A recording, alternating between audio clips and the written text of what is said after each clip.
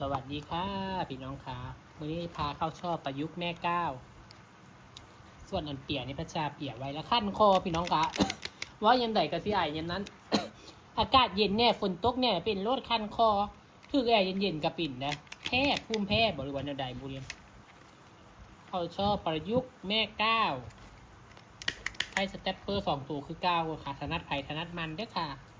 สูตรนี้ไผ่จะไปใจก็ได้ค่ะการเข้าชอบแบบนี้เจ๊ให้ชอบอวบอ้วนแล้วก็แน่นเปี้ยเลยค่ะพี่น้องค่ะกันเรียงไปเรื่อยๆอย่างนี้แหละค่ะช่องไฟให้เสมอกันโบแม่นว่าเข้าแม็กเก้ากับโบแม็กข้างหลังโบได้ค่ะพี่น้องค่ะมันยืดแม่ใบสีค่ะมันยืดแล้วมันโบงามชอบประยุกต์นะอย่าให้มันยืดละให้มันกระชับให้แน่นมันจะงามค่ะห้อยเส้นเห็นเสียงลงอย่างนี้มันจะงามด้วยค่ะชอบประยุกต์นะก็บริแนมมึงหน้ากล้องพี่น้องมาแล้วออกจากฟิล์มกล้อง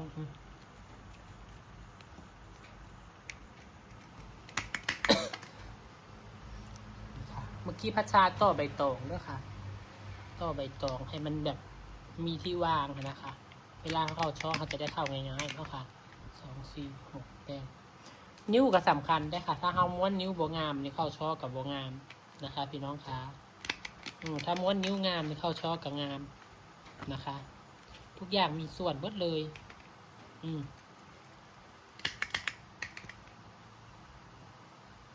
บอกค่ะช่อกับจะอ้วก2 4 6 8 9กระโบยืดแล้วก็กระชับช่องไฟเสมอกันงามบอกค่ะฝากกดแชร์ด้วยค่ะ